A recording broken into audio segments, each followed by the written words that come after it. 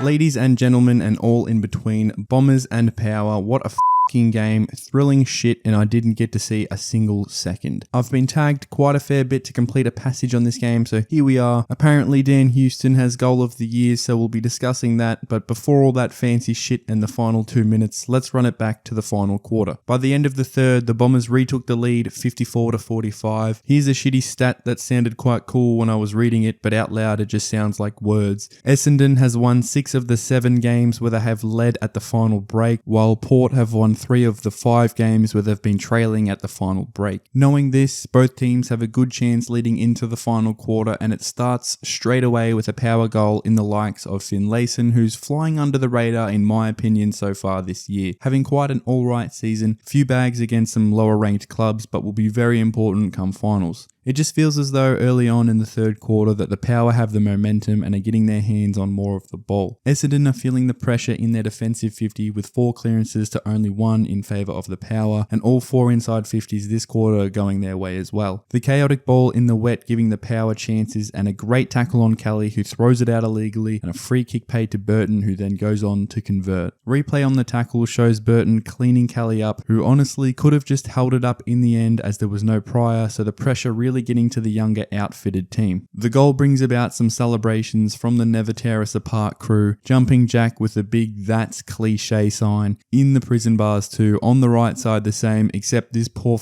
can't actually open his flag, so he has to awkwardly watch on, still struggling. How the do you open this, motherfucker?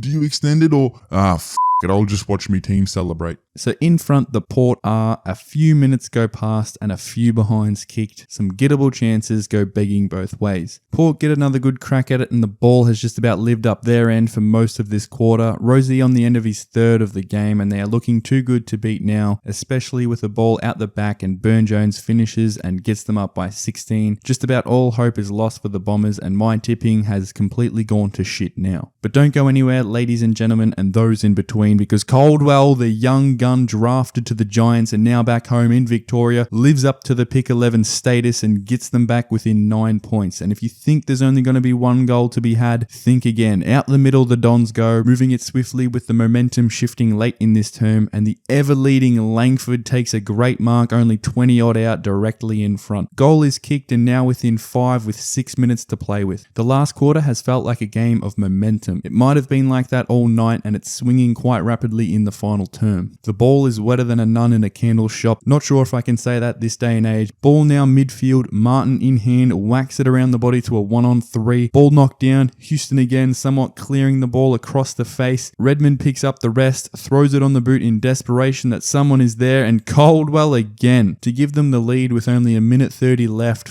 Slots it, and the kid is now cherished in the Dons outfit. The momentum has swung completely the Bombers' way now, and with another clearance out the middle and a big thump from Phillips forward to the main man in Caldwell, smart kick into space. 2-meter Peter did really well keeping it in front, and Parrish with literally no one on him around the body, you'd think it's a certainty, but no. Across the face of the goals, and now Port with 1 minute left have to craft something special. Straight up the guts by Mackenzie, and a great spoil knocking the ball further forward. Again, more taps forward, and Redmond with no real choice has to hoik it to the boundary line, and the umpire not happy, insufficient intent paid. The ball kicked inside 50 and scurries across the line for a throw-in. 40 seconds left, and the Dons fans have to watch on in fear. It gets to Horn Francis, who's shoved off it, then to Burn-Jones with nowhere to go, is crunched in a demanding tackle, and my ball calls the umpire. Good decision, no high, no prior, throw it up with 30 left. Dixon a good tap forward, off hands, Merritt a spin move to void the tackle, slips but gets it away. The ball wetter than a cucumber in a women's prison,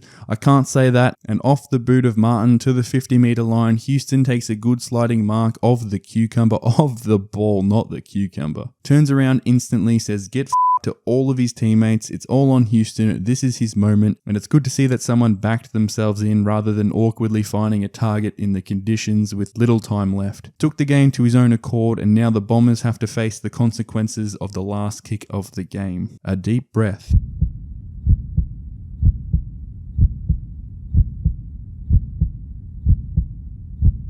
Kick is on the way. It's online. It's looking good. He's got it. The fucking momentum has swung even after the final quarter's timer had ended. The umpires checking for the goal, power players thinking they've got it, and the score review shows almost the entire Essendon army jumping on the line, but the ball has already crossed through and the poor umpire shafted down the bottom. No wonder he had to review the fucking thing. Poor Caldwell gave everything, but the director gives no Power celebrations take higher priority, and the depressed Dons cannot believe what has happened, and neither can I. Goal of the year? No. One of the nominated goals of the year? Yes. I think Elliott kicked quite a good goal against the Suns in the same round, but in the context of the moment, this goal by Houston was very, very good. At the end of the day, the momentum was too good for the Dons, who were on the late charge in the final term, and in hindsight, with the Parrish attempt, it would have won them the game, but to not hold out for the final minute when you've got the ball in a good position really does hurt, which you can see on the players' faces. 12 in a row now, I think it is, for the Power, and looking very, very competitive come finals. Should easily hold a top 4 spot in the fight with Collingwood to compete for the minor premiers. Play on AFL. Things do better with fun and laughter.